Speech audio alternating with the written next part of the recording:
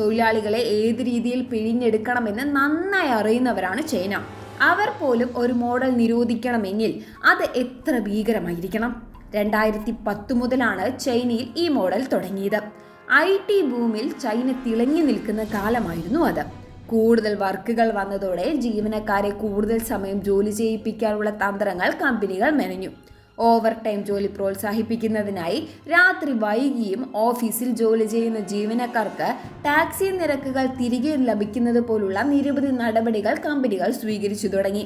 ഈ ഓവർ ടൈമാണ് പതുക്കെ വളർന്ന് 9-9-6 വർക്ക് പാറ്റേണിലേക്ക് എത്തിയത്.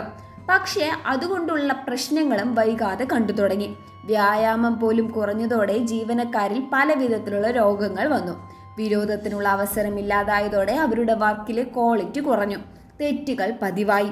തൊഴിലിടങ്ങളിൽ ജീവനക്കാർ തമ്മിലുള്ള സംഘർഷവും ആവർത്തിക്കപ്പെട്ടു. ഒട്ടും സന്തോഷമില്ലാതെ ലക്ഷങ്ങൾ ശമ്പളം പറ്റുന്ന ഒരു തലമുറയെയാണ് ചൈന പിന്നീട് കണ്ടത്.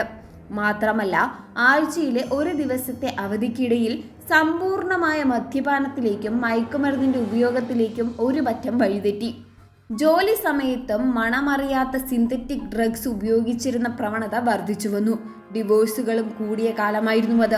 മാറി മാറിയുള്ള ഷിഫ്റ്റിന്റെ പ്രശ്നങ്ങൾ മൂലം ലൈംഗിക ബന്ധത്തിൽ ഏർപ്പെടാൻ പോലും കഴിയുന്നില്ല എന്ന് ദമ്പതികൾ പരാതി പറഞ്ഞ കാലം. ചിലയിടത്ത് ഓഫീസ് മേധാവികളാണ് പ്രതിഷേധത്തിന് പാത്രമായത്. ജീവനക്കാരുടെ ശകാരത്തിനും എന്തിന് സമ്മർദ്ദത്തിനും കൊലകളിലേക്കും അത് നയിച്ചിരുന്നു. അങ്ങനെ 2019 ഓൺലൈനിൽ വന്ന പ്രതിഷേധങ്ങൾ പാശ്ചാത്യ മാധ്യമങ്ങളെ ഏറ്റുപിടിച്ചു. ഒപ്പം ചൈനീസ് മാധ്യമങ്ങളിലും അതിന്റെ അലകളെത്തി.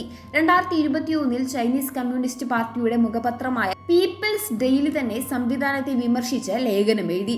മറ്റു മാധ്യമങ്ങളും 9-9-6 വർക്കിംഗ് സിസ്റ്റത്തെ വിമർശിച്ചു. സിൻഹുവ ന്യൂസ് ഏജൻസിയിലെ സിൻ ഷി പിങ് പറഞ്ഞത് ഈ സിസ്റ്റം തൊഴിൽ നിയമം ലംഘിക്കുകയും ആരോഗ്യത്തെയും ഭാവിയെയും മറികടക്കുകയും ചെയ്യുന്നു എന്നാണ്. അതേപോലെ ചൈന 9-9-6 വർക്ക് ഷിഫ്റ്റ് നിർത്താനുള്ള മറ്റൊരു കാരണമായി പറയുന്നത് ചൈനയിൽ യുവാക്കളുടെയും കുട്ടികളുടെയും എണ്ണം വല്ലാതെ കുറയുന്നുവെന്നത് ചൂണ്ടിക്കാട്ടിയാണ്. ഇത്തരം സമ്മർദ്ദ ജോലിയിൽ കഴിയുന്നവർ പാരന്റിംഗ് ആഗ്രഹിക്കുന്നില്ല. മാതാപിതാക്കളായി ഒരു കുടുംബം മുന്നോട്ട് കൊണ്ടുപോകണമെങ്കിൽ പണം മാത്രമല്ല വേണ്ടത് എന്നത് ചൈന ഇപ്പോൾ തിരിച്ചറിയുന്നു.